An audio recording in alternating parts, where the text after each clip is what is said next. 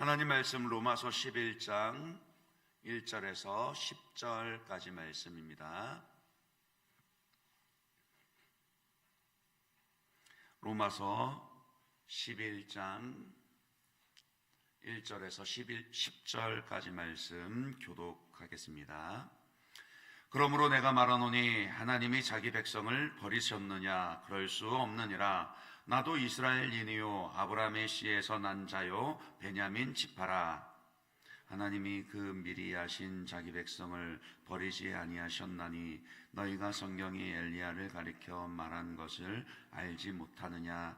그가 이스라엘을 하나님께 고발하되 주여 그들이 주의 선지자들을 죽였으며 주의 제단들을 헐어버렸고 나만 남았는데 내 목숨도 찾나이다 하니 그에게 하신 대답이 무엇이냐?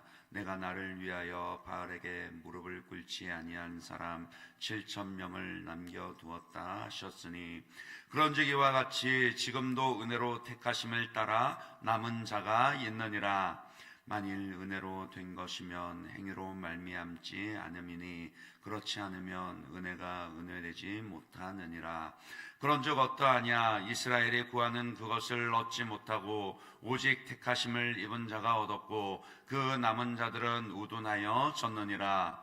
기록된 바 하나님이 오늘까지 그들에게 혼미한 심령과 보지 못할 눈과 듣지 못할 귀를 주셨다 함과 같으니라.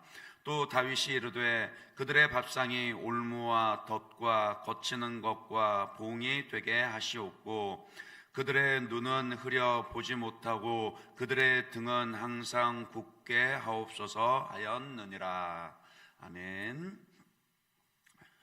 오늘도 은혜 가운데서 주님과 동행하시는 복된 하루 되시길 바랍니다. 날씨가 많이 춥죠. 항상 또 건강에 유의하시고 강건하시길 바랍니다.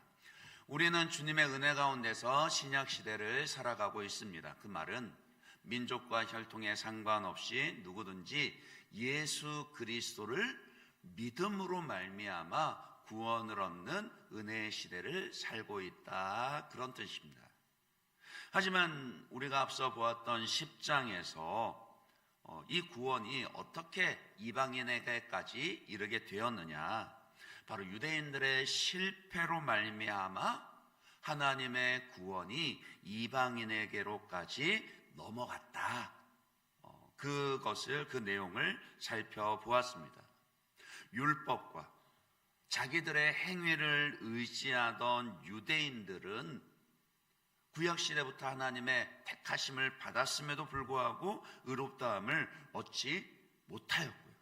오히려 이방인들이 오직 예수 그리스도를 믿음으로 말미암아 그 은혜로 믿음으로 하나님께 의롭다함을 받게 되었습니다. 그래서 10장 17절 같은 곳에서는 그러므로 믿음은 들음에서 나며 들음은 그리스도의 말씀으로 말미암았느니라. 오직 예수 그리스도의 복음의 말씀을 듣고 믿음으로 구원을 받는 길이 열렸습니다. 자, 이렇게 복음의 진리가 선포되었을 때 그러면은 유대인들은 혹은 다른 사람들이라 할지라도 자연스럽게 이런 질문을 가질 수 있을 겁니다. 그러면은 구약시대 하나님의 백성으로 택함을 받은 유대인들은 어떻게 되느냐?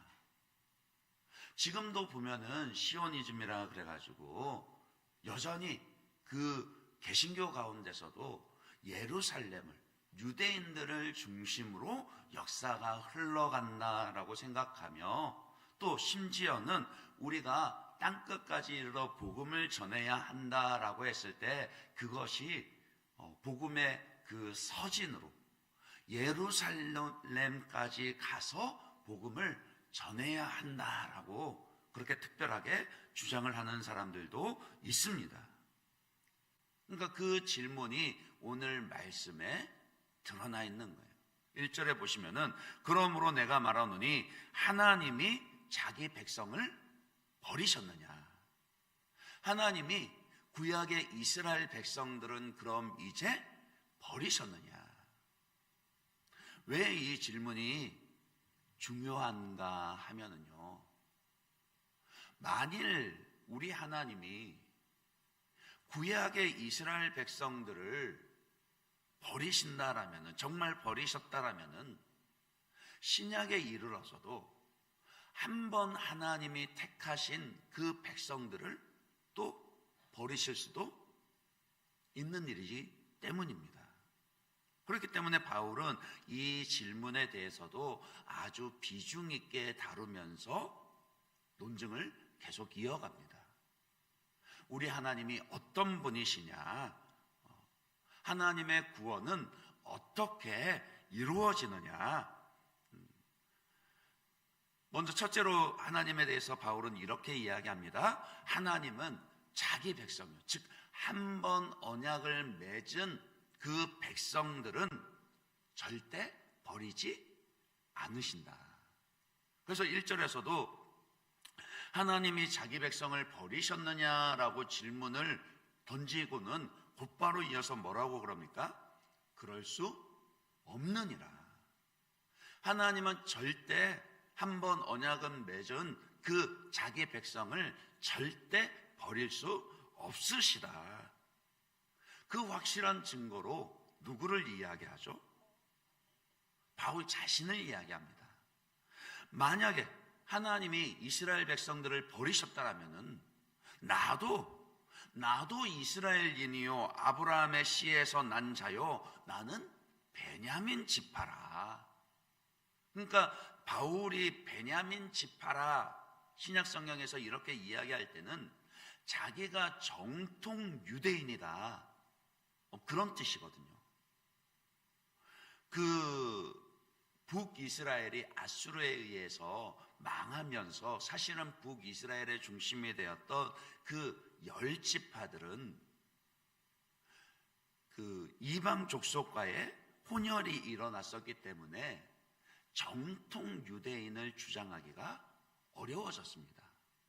반면에 남유다의 중심을 이루었던 유다 지파와 베냐민 지파는 그 혈통의 순수성을 계속 지켜나갈 수 있었습니다. 그래서 내가 베냐민 지파라 이렇게 이야기하는 것은요, 나는 유대인 중에 유대인이다, 그런 뜻과 마찬가지입니다.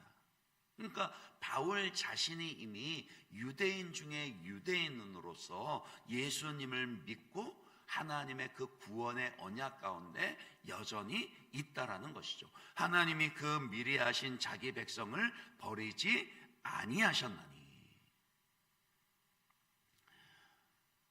하나님은요, 오히려 바울을 이방인의 사도로 세우시고 예수의 복음을 전파하게 하셨습니다.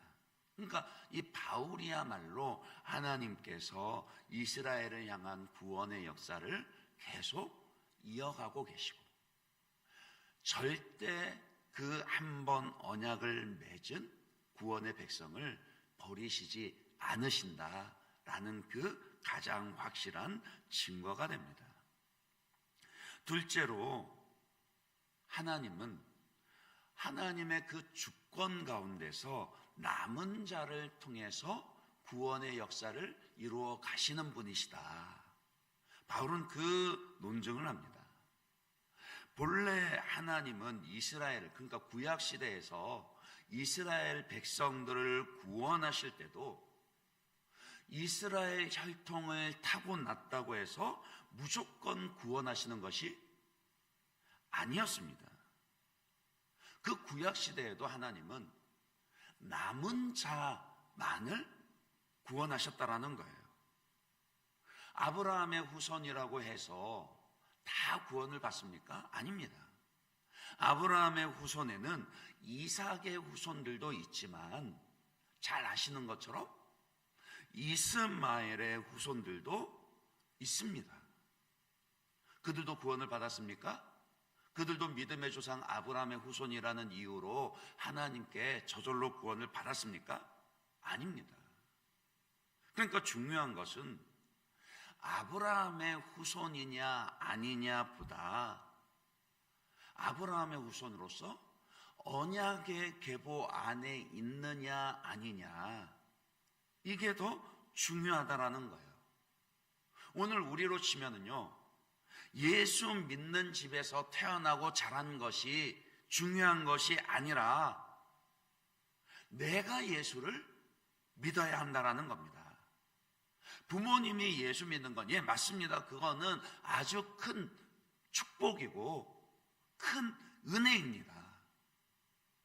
그러나 모태신앙으로 믿는 집안에서 태어났다고 해서 다 구원받습니까? 아닙니다. 믿는 집에서 태어나고 어렸을 때 교회 학교를 잘 다니다가도 신앙에서 미끄러진 그런 사람들이 많이 있습니다. 그러니까 중요한 것은 정말로 부모님께 물려받은 신앙이 복이 되기 위해서는 내가 예수 그리스도를 주와 구주로 믿고 내가 하나님을 사랑하고 내가 그 구원의 은혜와 믿음 가운데 굳게 서 있어야 합니다. 내가 남은 자가 되어야 하는 것입니다. 그러니까 하나님께서는요, 항상 그 남은 자들을 통해서 구원의 역사를 이어가셨습니다. 이스라엘 역사 가운데 가장 영적으로 어둡고 암울했던 시기를 꼽는다라면은 바로 북이스라엘의 아합 왕의 통치 시대를 꼽을 수 있을 겁니다. 그렇게 악하고 죄악으로 가득한 시대 가운데서도 그러면 하나님은 그들의 악함을 보시고 이스라엘을 향한 구원 역사를 포기하셨느냐? 그렇지 않다라는 거예요. 오늘 본문 4절에서도 바울이 구약에 어떤 사건을 들어서 그것이 아니다라고 말합니까? 그에게 하신 대답이 무엇이냐? 내가 나를 위하여 바알에게 무릎 꿇지 아니한 사람 7,000명을 따라 남은 자가 있느니라. 그러니까 하나님은요, 모두가 다 바알과 아세라에게 무릎 꿇고 우상을 섬기는 것 같은 그런 시대 가운데서도 엘리야 선지자뿐만이 아니라 바알에게 무릎 꿇지 아니한 7,000명을 남겨두셨다라는 거예요. 그렇기 때문에 지금 유대인이 예수 그리스도를 구주로 믿는 것을 거부하고 구원에서 떨어진 것처럼 보인다 할지라도 하나님의 주권적인 구원 역사는 여전히 그들 가운데 남은 자를 남겨두시고 구원의 역사를 이어가실 수 있다라는 것입니다. 그렇다면 우리가 이 말씀을 붙잡고 기도해야 할 것은 무엇이겠습니까? 하나님의 그 주권적인 구원의 역사 가운데 은혜를 남겨주십시오. 특별히 우리 자녀들을 위해서 기도할 때 하나님, 단지 그 혈통으로만 모태신앙으로 태어난 것이 아니라 주님의 은혜 가운데 남은 자로 설 수 있도록 붙잡아 주십시오. 그 은혜를 간구해야 하는 것이고, 우리 자신을 돌아볼 때는 우리 자신이 바로 그 남은 자가 될 수 있도록 은혜를 구해야 하는 것입니다. 마지막으로 바울은 우리를 구원하시는 하나님에 대해서 어떻게 논증을 합니까? 유대인들 중에서도요, 그리고 이방인들 중에서도 하나님은 언제나 은혜로 말미암아 구원의 은혜 역사를 이루어 가셨다라는 것입니다. 7절 말씀에 뭐라고 그럽니까? 그런즉 어떠하냐라고 그렇게 시작을 하죠. 그러면서 7절부터 10절까지의 내용은 지금 유대인들은 은혜로 말미암는 이 하나님의 구원을 보지 못하고 그 눈이 흐려져 있다. 그러니까 이것을 통해서 바울이 하고 싶은 말은 무엇이냐? 유대인이든 이방인이든 자기의 행함이나 자기의 그런 의로움이 아니라 오직 하나님의 은혜로 말미암아 죄인이 구원을 받는다. 그것은 구약 시대나 신약 시대나 변함이 없는 하나님의 구원의 방법이다.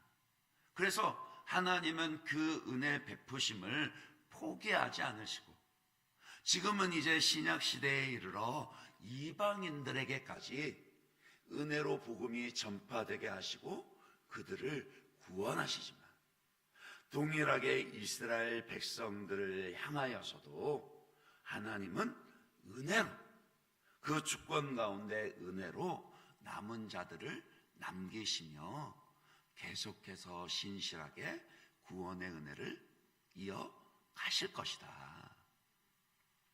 그 이야기를 하고 싶은 것입니다. 결론적으로 오늘 이 바울의 논증을 통해서요, 오늘 말씀을 통해서 우리는 우리를 구원하시는 하나님이 언제나 언약에 신실하신 하나님이시다라는 것을 다시금 확인하게 됩니다. 우리의 구원에 대해서 확신을 가질 수 있는 이유는 다른 데 있지 않습니다. 나의 어떠함이 아니라 오직 변함없이 신실하신 그 은혜의 하나님으로 인하여 오늘 우리는 나의 구원을 확신할 수 있습니다. 그러니 오늘도 은혜 가운데 하나님의 그 신실하심을 확인하시고 확신하시고 그 하나님을 찬양하는 가운데 그 하나님의 은혜에 반응하여서 나도 하나님을 향하여 신실함으로 그렇게 설 수 있어야 하겠습니다. 그 믿음으로 반응하시며 오늘도 믿음으로 하나님과 동행하시는 그런 저와 여러분들 되시기를 주님의 이름으로 축원합니다. 이 시간 오늘 말씀 붙잡고 같이 한번 기도하며 나가도록 하겠습니다. 우리 하나님은 언제나 은혜로 죄인들을 구원하시는 신실하신 하나님이십니다.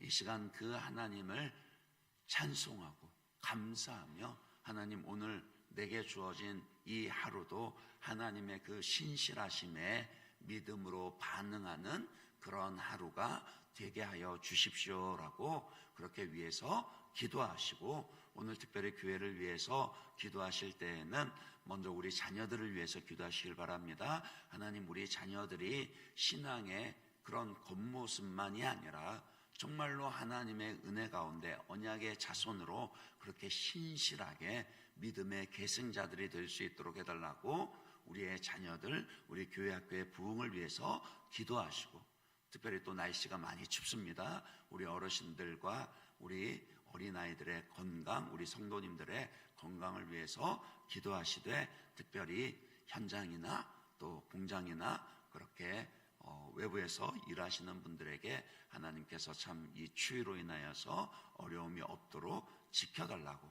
또 그렇게 장사를 하시는 분도 추워진 날씨 가운데 또 너무 손님이 끊이지 아니하도록 그것으로 힘들어하지 아니하도록 주님 우리 성도들의 그 산업 가운데서도 하나님께서 은혜를 베푸시고 지켜달라고 우리 이 제목 가지고 같이 한번 중보하신 후에 계속해서 여러분들 기도의 제목 가지고 이어서 기도하도록 하겠습니다. 같이 기도하겠습니다.